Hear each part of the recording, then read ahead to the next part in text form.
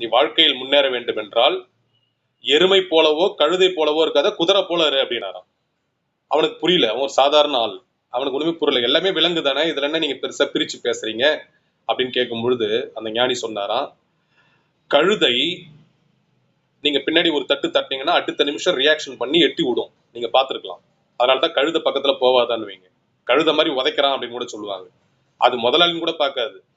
கழுதையை நீங்க தட்டினீங்கன்னா அதுக்கு விதிக்கப்பட்ட அறிவு என்பது பின்னங்காலால பிடரில் அடிக்குன்ற மாதிரி பின்னங்காலால எட்டி அடிச்சிடும், உதைச்சிடும். That is called reaction. அந்த கழுதை மாதிரி நீ இருக்காத. ஈவன் அதுல பொதி சுமக்கிறவனா இருந்தாலும் சரி, அதுல பொதியை ஏத்தி அவனை வேலை வாங்குற முதலாளியா இருந்தாலும் சரி, யாரா இருந்தாலும் கழுதையை தட்டினா அடுத்த செகண்ட் அதை அடிச்சிடும். அப்படி இருக்கக்கூடாது.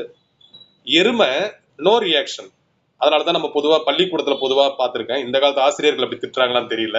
அந்த காலத்துல நாங்க படிக்கும் போதெல்லாம் பொதுவா ஸ்கூல்ல வாத்தியார்கள் சொல்லுவாங்க, எவ்வளவு சொன்னாலும் எருமாடு மேல மழை பெஞ்ச மாதிரியே இருக்கானுங்கடா அப்படின்வாங்க. அதனாலதான் சில சமயத்தை கொஞ்சம் விளையாட்டு நண்பர்கள்ட்ட பேசும்போது கூட எருமை அப்படின்னு. ஏன்னா அந்த எருமையை நீங்க அவ்வளவு சீக்கிரம் ஈவன் நான் கார்ல போகும்போது அதை அனுபவபூர்வமா உணர்ந்திருக்கேன். இதுக்குதான் அப்படி சொன்னாரு போல இருக்கா நம்ம டீச்சர் நான் நினைச்சுப்பேன் மனசுல. எவ்வளவு ஹார்ன் அடிச்சாலும் நவராது. நின்ன இடத்துல சில மாதிரி நிக்கும்.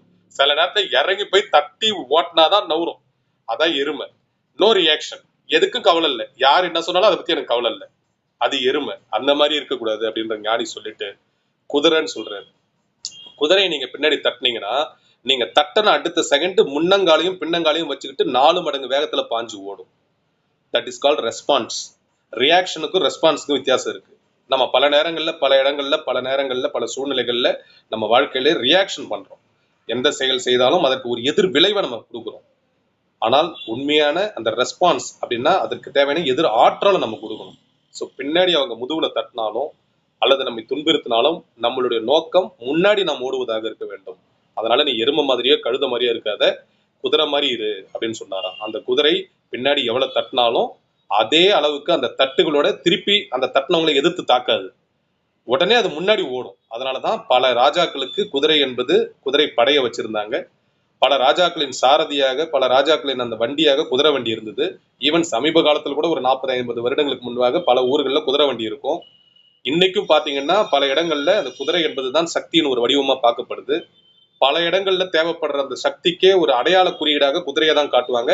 ஈவன் சில காதல் காட்சிகள்ல கூட நீங்க பாத்தீங்கன்னா குதிரை படத்தை தான் காட்டுவாங்க. எல்லாத்துக்கும் மேலாக மெக்கானிக்கல் இன்ஜினியரிங்ல பாத்தீங்கன்னா ஹார்ஸ் பவர் தான் நம்ம சொல்றோம். ஒரு மோட்டார் எவ்வளவு பவரா வேலை செய்யுதுன்னா டாங்கி பவர், புல்லட் பவர் அப்படின்னு நம்ம சொல்ல மாட்டோம். ஈவன் ஒரு வண்டியோடைய சிசி, அந்த என்ஜின் எவ்வளவு ஃபாஸ்ட், இந்த கார் எவ்வளவு வேகம் ஓடும் அப்படின்னா இத்தனை சிசி, இத்தனை ஹார்ஸ் பவர். இந்த இந்த மோட்டருடைய பவர் என்ன, எவ்வளவு வேகத்துல இருக்குன்னா இத்தனை ஹார்ஸ் பவர் அப்படின்னு அந்த ஹார்ஸ் பவர்ன்ற வார்த்தை வந்ததே இந்த குதிரைன்ற அந்த அடிப்படையில தான். ஆகவே நம் வாழ்க்கையில் கழுதைகளாக எருமைகளாக இல்லாமல் குதிரைகளாக இருப்போம் அப்படின்னு அந்த ஞானி சொன்னாராம்.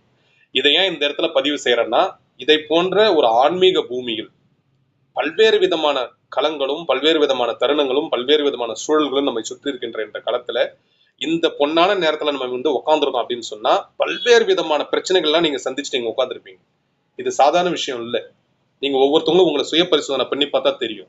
அது பணிச்சூழலா இருக்கலாம், குடும்ப சூழலா இருக்கலாம், உங்களோட உறவுகளா இருக்கலாம், நட்புகளா இருக்கலாம், உங்களுக்குள்ள இருக்கின்ற பல்வேறு மன உணர்வுகளா இருக்கலாம். ஆனா எல்லாவற்றையும் நீக்கிவிட்டு இந்த நேரத்துல நீங்க இணையறீங்கன்னா அதுதான் நீங்கள் குதிரை என்பதற்கான ஒரு உதாரணம். அதே குதிரைத்தன்மையோடு உங்கள் வாழ்க்கையில் தொடர்ச்சியாக நீங்கள் எப்போதும் முன்னோக்கி வேகமாக விரைவாக அதே சமயத்தில் விவேகமாக ஓடி வெற்றிக்கனியை பறிக்க வேண்டும் என்று என்னுடைய ஒரு கருத்தை இந்த கதையின் வழியாக சொல்லி மீண்டும் ஒரு இனிய நிகழ்வில் சந்திக்கலாம். நன்றி, வணக்கம். வெள்ளிக்கிழமை இரவு பெண்மையின் பேராற்றல் நிகழ்ச்சியில் நாம் அனைவரும் சந்திப்போம். ஜெய்ஹிந்த்.